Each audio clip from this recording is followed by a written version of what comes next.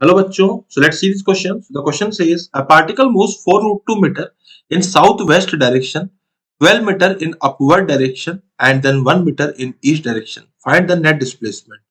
तो अगर हमको यहाँ पे net displacement निकालना है तो what is the net displacement? सबसे पहले हम लिखेंगे यहाँ पे key concept. So the key concept will be equals to net displacement.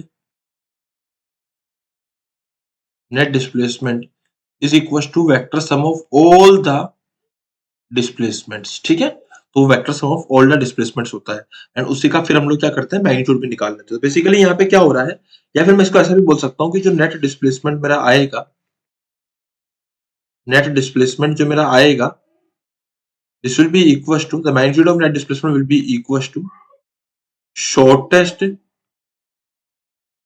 Shortest अरे एक सेकंड, थोड़ा सा यहाँ पे ये अजीब सा हो गया, इसको दोबारा से लिख देता हूँ मैं. Shortest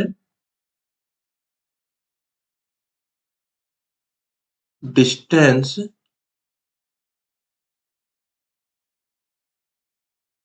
between two points. Okay, तो वो हमारा हो जाएगा नेट डिस्प्लेसमेंट. अब बात करी जा रही है यहाँ पे कि पार्टिकल मूव्स 4√2 मीटर इन साउथ वेस्ट डायरेक्शन. तो मान लीजिए बच्चों कि ये हमारे पास में क्या है, इधर हमारे पास में वेस्ट है, सॉरी इधर वेस्ट है, इधर ईस्ट है, इधर नॉर्थ है एंड इधर साउथ है. ठीक है, अब यहाँ पे क्या बोला जा रहा है, सबसे पहले से साउथ वेस्ट डायरेक्शन में, मतलब साउथ ये है वेस्ट ये है, तो इस डायरेक्शन में 4√2 डिस्टेंस कवर किया, 4√2. ठीक है, 12 मीटर इन अपवर्ड डायरेक्शन. उसके बाद ये यहाँ से ऊपर की तरफ आ गया 12 मीटर, मतलब ये 12 जो मीटर है ये अपवर्ड में आ गया है. इसको मैं लिख देता हूँ यहाँ पे, अपवर्ड मतलब प्लेन से बाहर आ गया है. उसके बाद ये यहाँ से ईस्ट चला है, मतलब बेसिकली हो क्या रहा है, पहले यहाँ आया, उसके बाद ये ऊपर आ गया, उसके बाद 10 मीटर ईस्ट गया. तो अगर मैं इस डिस्प्लेसमेंट को ध्यान से लिखूंगा तो फर्स्ट डिस्प्लेसमेंट को मैं R1 बोल दूंगा. तो R1 मेरा कितना आएगा, R1 में आएगा मेरा -4i कैप -4j कैप. मतलब मैंने इधर मान लिया इसका 4√2 का 4 आएगा नीचे, तो इसका भी 4 आएगा. और इस डायरेक्शन को मैंने मान लिया है x और y के हिसाब से, मैं इसको मान के चल रहा हूँ. ठीक है, ये x है और ये y है. उसके बाद जो मेरा नेट अगला डिस्प्लेसमेंट है वो आएगा 12 मीटर इन अपवर्ड. तो I will write 12 k cap.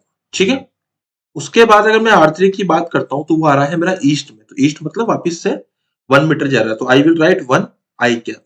अगर मैं इसका सबका डिस्प्लेसमेंट लिख दूंगा, r नेट कर दूंगा, तो r नेट हो जाएगा मेरा R1 vector, R2 vector and R3 vector. So what is R1 vector, हो जाएगा -4i कैप -i कैप, हो जाएगा -3i कैप. उसके बाद -4j cap and 12k cap.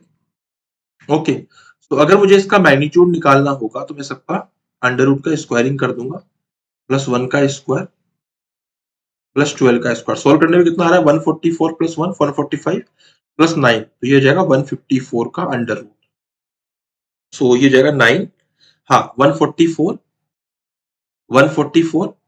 Sorry यहाँ पे हमारा जो ये आएगा 4j कैप आएगा, सॉरी 4 का स्क्वायर आएगा, तो 16 हो जाएगा बेसिकली. एक सेकेंड, छोटी सी यहाँ पे मिस्टेक हो गई, इसको दोबारा से कर देता हूँ मैं, राइटिंग मिस्टेक थी. ठीक है, सो 9 + 16 25 + 144, तो जाएगा हमारा 169. तो 169 का अंडर रूट हो जाएगा 13. So 13 should be the answer. So option number 1 is my final answer. I hope you understood it well. Best of luck.